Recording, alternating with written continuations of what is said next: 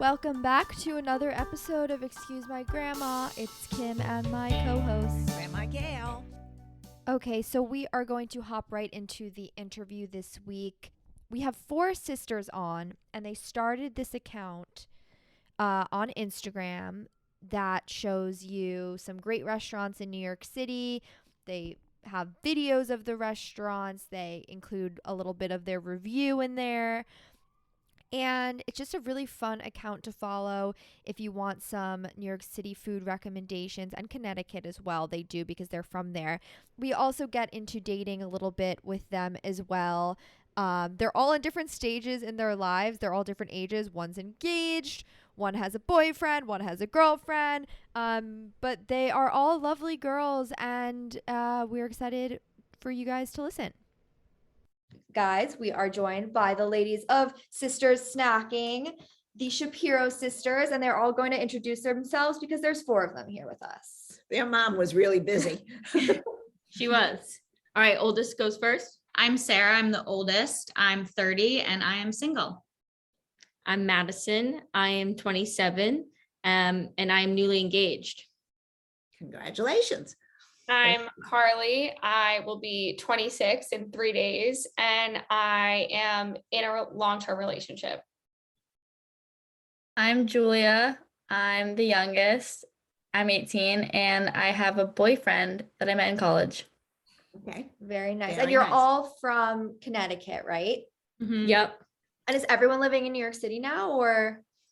I live in Connecticut still. Right. Yeah, at home with parents. I should have thought about that one. Yeah, there's some movement, but yeah, the 3 of us are in New York City now. To Brooklyn. I'm in the West Village. Okay.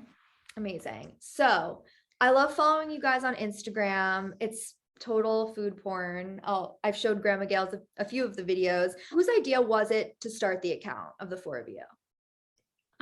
It was probably I was pushing for it, I think, because we all are such foodies, but I was always taking so many photos of food and it was just like living on my phone. I was like, what should we do with this? And so we started our Instagram back in 2015. And so I was in college and I was like, guys, like all these people are starting these food Instagrams. Like we can have this really cute name. I think we all kind of it came so naturally when we were talking about it. So yeah, we just started posting the photos. And I feel like there are so many Instagram accounts out there that have to do with food, but you guys are one that kind of you're doing really well. You have a big following. I'll give this one to Carly. What do you think differentiates you from the rest of the accounts out there? I think it's, first off, we're in a really unique position for sisters. Like we all have, different voices and different eyes, which is really fun to come together in a content style, but also I think we've just eaten a lot that we know what we like and what we don't like. So we've kind of naturally gained a really sophisticated palate, and not sophisticated in we only eat caviar, but sophisticated, we know what tastes good and we know what's good quality and what's not. And I think also just more nitty gritty is consistency with our posting. We make sure we're posting X amount of times a day, every day. And I think that sets us apart for the most part. Now, do you try, when you go to these restaurants, I'm gathering you all do you go to the restaurants together, the 4 of you, or one goes to one and then you'll do and somebody else will go to a different one? Mix and match. Depends on the day. Okay.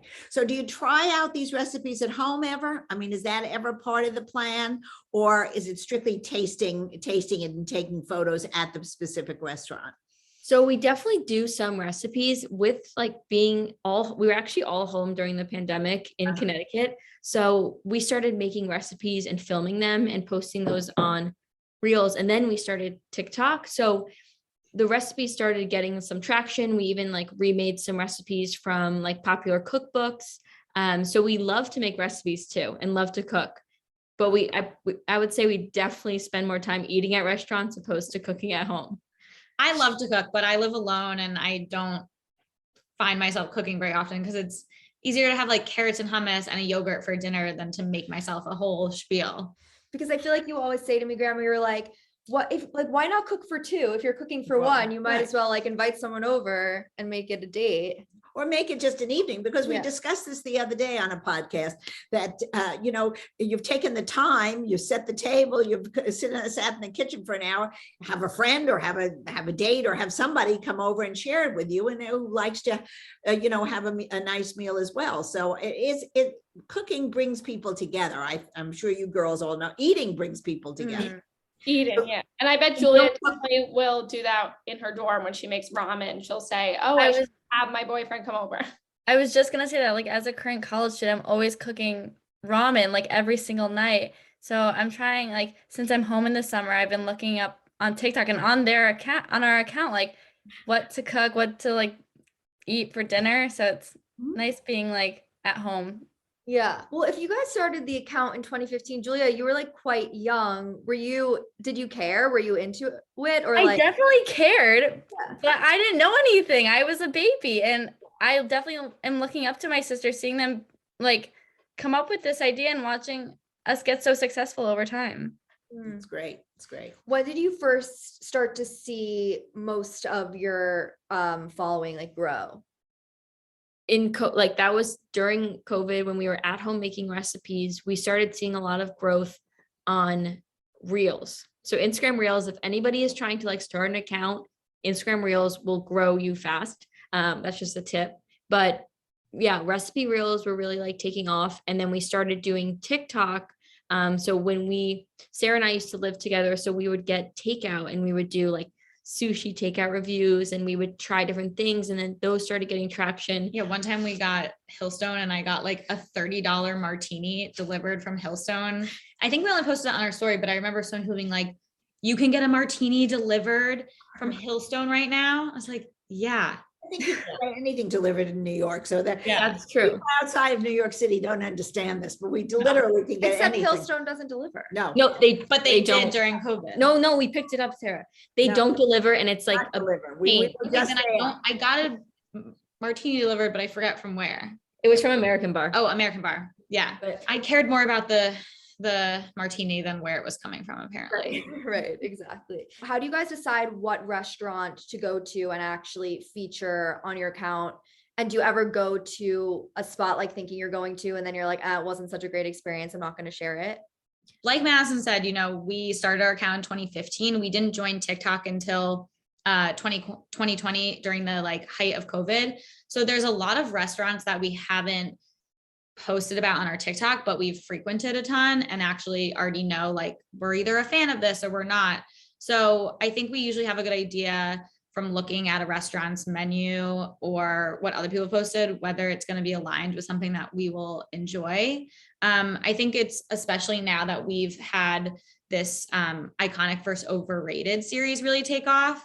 You'll have to stay tuned, but I hit a couple spots yesterday that we had been to before that we kind of had a feeling what the gist was going to be. I think you can tell whether we like something or not when we post about it. Yeah, I think to piggyback off of that, like we've really, like a lot of people in this space just post photos of food and they don't really share their opinions. But what we have been doing is we try and be really authentic and actually share what we think, which can get haters, but honestly, the comments help the views, so it's okay. But yeah, we really try and like, if we go to an event, let's say it's something that's, a dinner for a bunch of other people in the space. If we feel like it wasn't something that was like a fit for our content and our palate, we don't really share that. We're not going to say this is the best restaurant, this is where you should go. We really want to make sure we're sharing the right things that we would actually want to go to and that we actually enjoyed. We're also trying to modern day Zag. That's what I was just gonna say. They really are. I mean, for this generation, you have to know on our podcast, we have all kinds of people listening. So it's not only millennials, there are older people listening as well. And, for us, we used to look at a book and before we went to a restaurant and see if there were 2 hats or 3 hats, and then we would decide on our own. And there was commentary in the books. And you're doing that very much on your podcast, or on your not podcast, on the Instagram, TikTok. You're doing the same service for a younger generation or for whoever's watching, and I think it's great. Well, that exactly. And like, Carly, do you think that Instagram accounts like are going to forever replace either Zagat's or like food critics in general? Like, Well, they become the modern day food critics. So then what's going to happen to people who are like old fashioned food critics? They're going to go out by the wayside like everybody else disappears. I mean, really. Yeah, I mean, I don't know if it's going to replace them altogether. I definitely think younger generations look, content is so everywhere. So you just go on your phone and it's like, there's so much content to consume these days. But like I don't know if you saw like our Peter Luger iconic or overrated, but we like quoted Pete Wells, and like we care about a lot of these critics' opinions still. And I think that's still important because there's so many people that have been doing this way longer than us and have their opinions based on years of tasting different food in New York City. So I think like we still look to people like Pete Wells and other, Zaga and whatever, even Infatuation, which is younger, but like we still look to places like that to help with our opinion. But also it's fun because our content gives you pictures and like videos, so you get to like say, oh, I want that exact dish. Mm-hmm. Right. And the experience of the food critic, I feel like in a restaurant, like everyone who works there knows that they're coming and they're like, oh, we're going to do, like when you guys go places, do they know you're coming? Even when you're there, do they comp your meals? Do they even know that you're, do they recognize you or know you're going to do a review?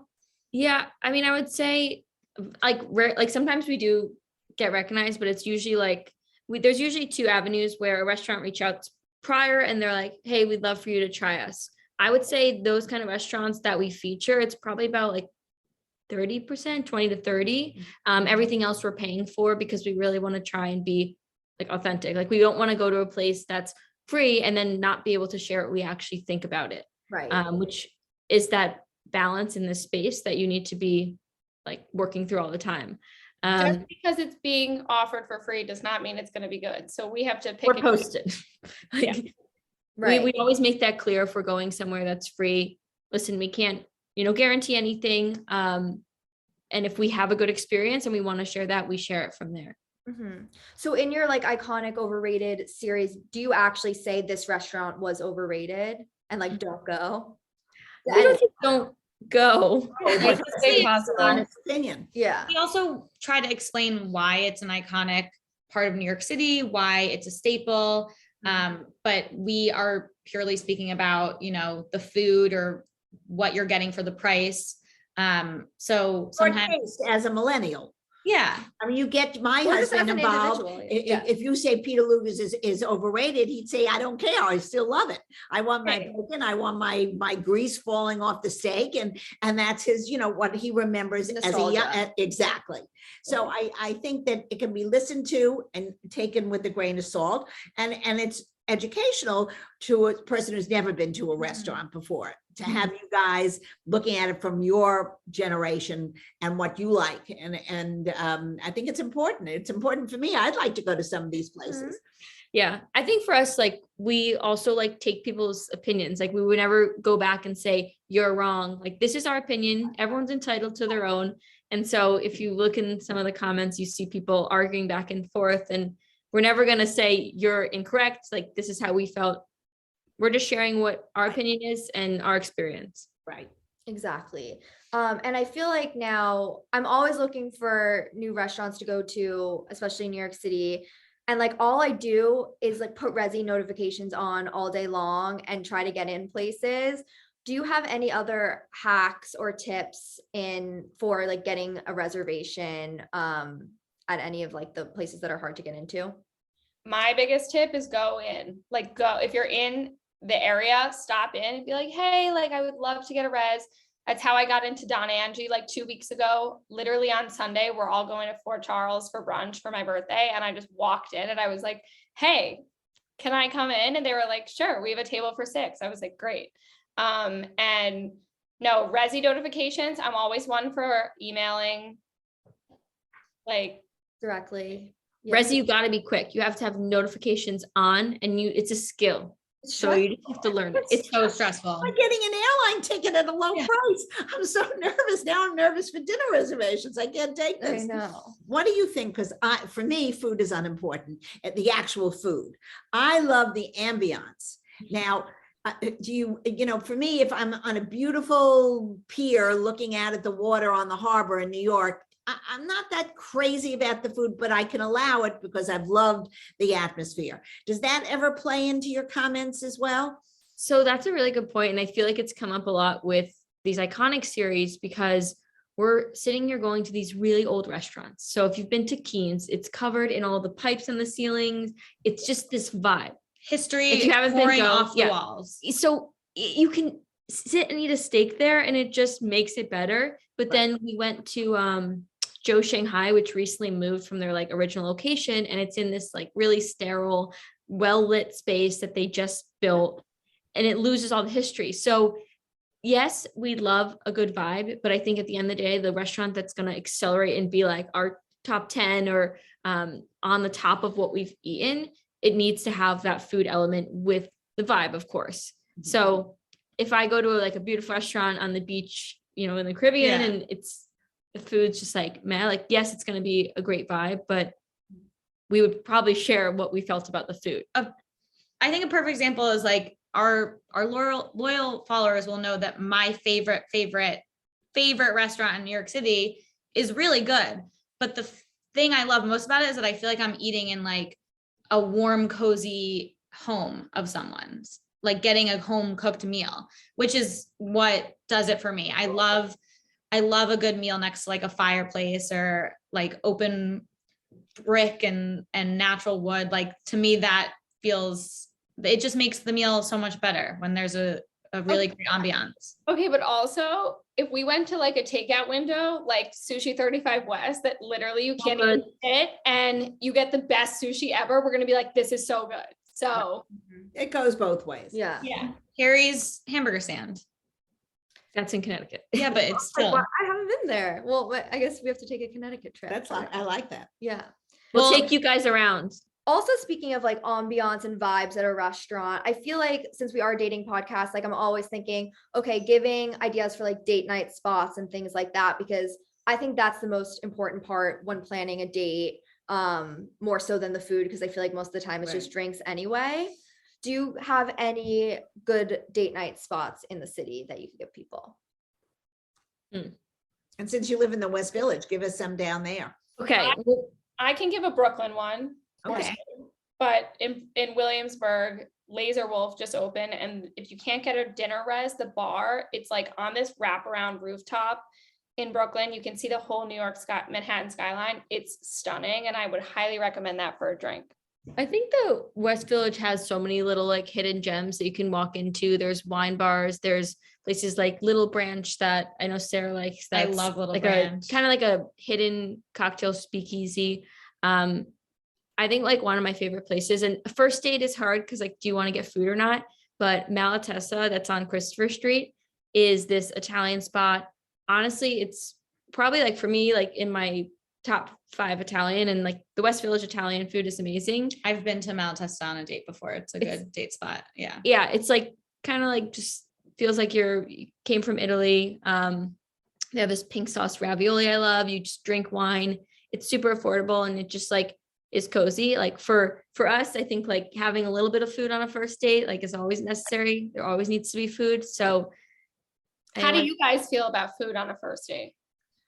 I think if you're going to spend the time and sit there with someone, like you might as well have a meal. I never feel like drinks are actually shorter. Like you're maybe saving 20 minutes. I feel like no matter what, you have to spend like an hour and a half with the person or so. So I think that like food would be nice. Otherwise I'm like stressing about whether I'm eating before or after. Because especially when some like guys like 7:30 drinks, I'm like, so then when am I eating? Like I get so like, Well, you get anxious over there. yeah, like I like, anxiety people too. Yeah. yeah, if they said like 6:30 or 8:30 or whatever, I would know, okay, it's just for drinks.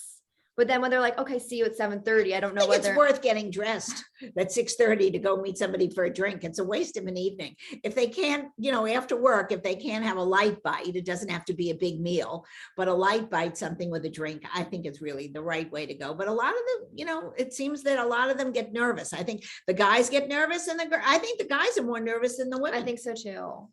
Yeah. Especially listening to your dates, they get very stressed. Carly, with your girlfriend, what was the first date? So we technically met at a concert. Okay. And she was like we met on Hinge, but we were chatting and we both happened to be going to this concert. So technically she was like, I'll get you a drink at the bar. And we were at this concert venue that actually Madison and Sarah were both there for. We were both there. And so were like my roommates. There was like a lot of people. I had a bunch of friends there. And so we got a drink, but it was like 15 minutes before the opener came on and we were like, okay, bye. And then we were like, we'll chat. So we both ended up at the after party of the concert. And I don't know if you want to call that a first date. So our real sit down date was we went to Blue Quarter, which is the speakeasy behind Local 92 in the East Village. And we just did drinks and I didn't eat. I had a lot of drinks. Right. So yeah, the alcohol was flowing. And Madison, you're engaged Yes. with your fiance. Do you remember what was your first date? Our first date was actually at the Chelsea Raines Law Room. So we I went go there. Dates there a lot. It's the go-to Chelsea. It is. Yeah. But their one that they have uptown is not the go-to date spot. Just because it's in Midtown, it's Oh, I weird. didn't know there was one. Okay. Mhm. But It's very sexy vibes. yeah. So that was the first date. Then we ended up going to the Tippler, which actually we live nearby. It's underneath Chelsea Market. It's a really good spot, which I forgot to mention. I like going there too. It's like super cozy, but you lose like all service. But you can also like have Chelsea Market, get some tacos, go down there, which is really nice. Yeah. Oh wait, I think I've been there actually now that I'm It's thinking. fun. It's also good for big groups too, if you don't have a date. Sarah, how do you feel about cooking dates? Cooking dates. Yeah, like cook with the person. Not first date, obviously, but So I don't want to be someone's mother. So I don't want to cook until they cook for me first. huh. Oh, that's interesting. What if they cook for you? Oh, they can cook for me all they want. Yeah. Wait, I kind of agree with that. I don't think I've ever been the first one to cook. Because I just would Well, feel you're not weird that into the cooking. Yeah, maybe that's why. And the guys, some men are very into it. I want them so- to like me, so I don't cook for them. You're not so bad. Come No, on. I know. It's a joke. I do like a cooking date. I just feel like I'm controlling in the kitchen. So I will end up cooking everything, cleaning everything. Like if the dishwasher is not loaded the way I want it to be loaded, then I'm just going to do it. And that doesn't feel like a date to me. It feels like me working. So Mhm. I'd rather be taken out to dinner. Makes sense. Kim, I did see your pasta with shrimp video. So, gosh. so Oh maybe my Madison should sit down with you before your next cooking date. I know. I haven't cooked since then. I cooked one time since then, and the guy didn't eat it. Because he didn't like fish. Yeah, You but didn't that was ask- an that was the message. You didn't ask for allergies first? He didn't like fish. no. That's I've seen him eat fish. It Oh. was So no second date. maybe Hey, I don't know. I can't. Julia, at college, do you guys go out to dinner? Yeah. Because when I was there, that didn't happen. Like if you were Well- dating. Well, we use Ubers a lot, and he has his brother's car, so we always go to Possibilities, which is this really good Italian restaurant off campus. Right. Because most people in college, or at least in my experience, and tell me if I'm wrong, Julia, but like you're meeting at like a frat party or like whatever. Like it's not like you meet someone in class and they're like, do you want to go to dinner with me Right. at this Mhm. place? Like that's more, I feel like after college. Totally. And actually, we started dating parents' weekend up at Syracuse. So like I would be like at a bar with my parents and my boyfriend, and my dad, like the way they met was him buying him a shot. Did your love of food come at all from your parents?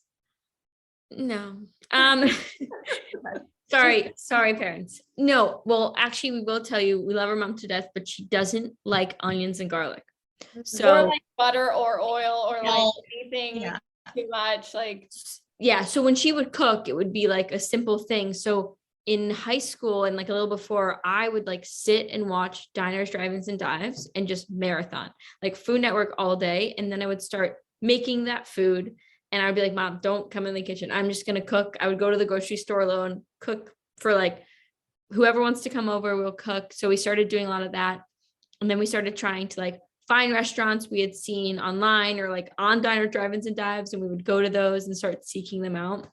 So I feel now like I feel like our dad though has an appreciation for food, but it's not like I can remember him like making those fun burgers on an English muffin. Do you know what I'm talking about? With like the cranberries. I made that. No, I remember him making them. He's not remembering clearly. This is what happens. He when makes chicken wings really well. Okay. All right. So that's his specialty. You're That like, what sounds can I good. say that's nice about my parents cooking? I What will about your say our parents, they taught us to, if you want something, order it. And if you're interested in trying it, try it. I feel like we're all really open-minded. We've never really been picky eaters. I remember like growing up with friends who would only eat like chicken fingers and French fries. And I think that's one thing I'm grateful that our parents taught us, like try a new food. I remember back in the day when Carly was touring colleges, we used it as an excuse she was touring Tulane. So we were like, we're just going to do a family trip to New Orleans. And I remember trying like alligator and rabbit and like all these like crazy New Orleans has the foods. best restaurants in the United States. So good. I don't know if you guys had a relationship with your grandparents, but if so, what Did they cook? Did they ever cook for you, or do you remember like having meals? So we have a lot of recipes that like our grandma has passed down. Her carrot souffle is served at every Jewish holiday, every Thanksgiving. I also remember growing up and always going over to my grandma's and asking her to make me baked apples. And she would make these amazing baked apples, which I feel like is probably the easiest thing to do. And it's a treat that is never eaten anymore. Yeah, It's let's their bring them back. Love baked apples. Yep. And it's the healthiest thing. Yeah, mom makes it all the time. Oh, she does? so- Okay. Or she did growing up. Yeah. Did they ever give you, your grandma ever give you relationship advice? I don't think we ever got specific dating advice, but I think they always just were like wanting to see us all happy. And I know they definitely would love to attend a wedding anytime soon. So Madison's the check in the box for them. Yeah. You're the favorite now. No, I think it might still be Sarah, but who's counting? I don't know. They definitely want to see me get married. So Okay, well, that's everybody's dream. It's funny. We discuss this all the time. It's not. It's every family wants the next generation to be happy and to have their children or whatever it is, so they can enjoy it. They stress so raising their own children. You don't get stressed when you have grandchildren or great grandchildren. They just love it. So I understand where they're coming from. Yeah, I feel like every generation puts Mhm. stress on their Not children. stress. They just looking Or- forward to it. It's not stress. No, not stress from you, but Right. like Stress on pressure. you? Yeah, stress Oh, on really? the younger, like the Yeah, children. they want and the they want to grandchildren. see you to get married. That's all. They want everything. And then you're like, in a I want to make box. them happy. Well, I don't see anybody running out to get married because their grandma wants them to. Hello.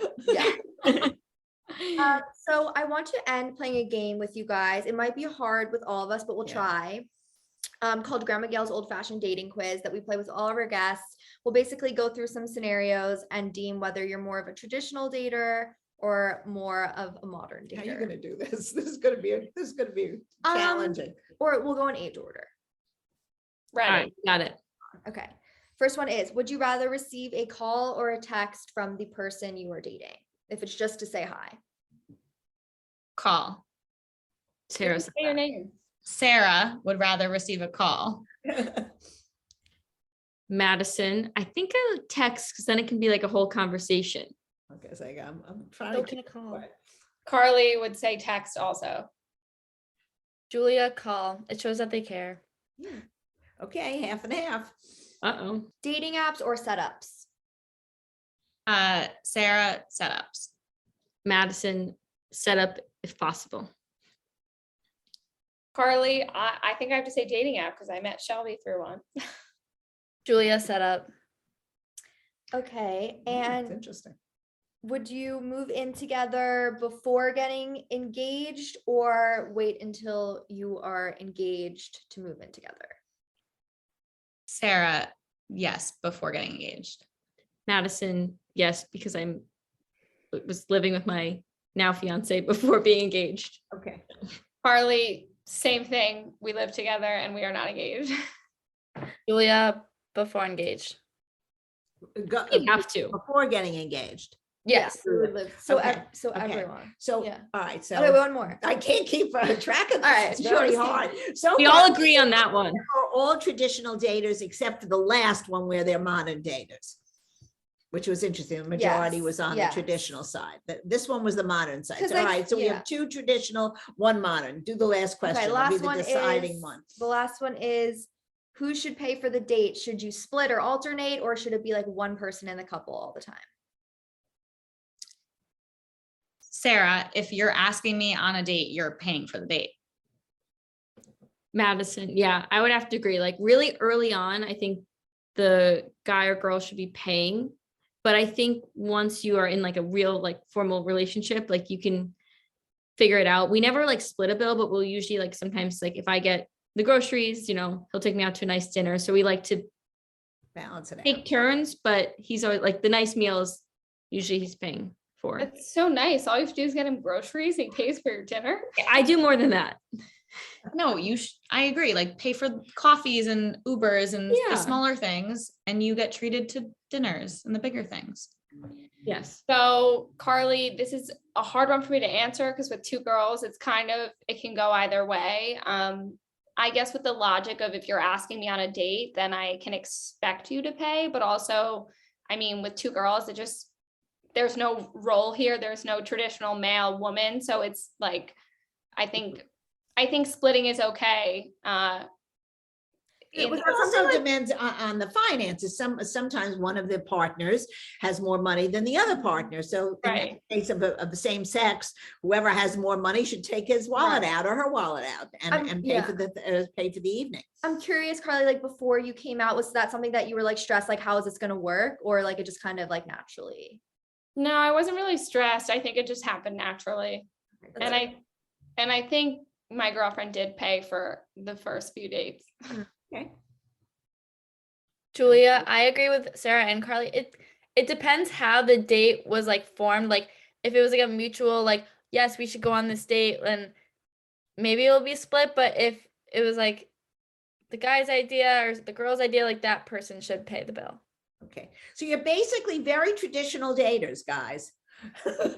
There was only one Okay. area that was very modern. So you're in my camp, not in Kimberly's.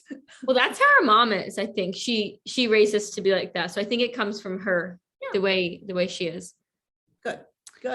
So Guys, nice. thank you so much for joining us. Whoever wants to take this, but how can our listeners follow you and check out all your videos? We're sister snacking on everything. Sister snacking. One S in the middle. Yeah, 1 S in the middle. So not plural sisters. Yeah, Instagram, TikTok. Yeah, follow along. Amazing. Sarah, Madison, Carly, and Julia, thank you again for joining us. Hope you guys liked the interview with the Shapiro sisters of Sisters Snacking.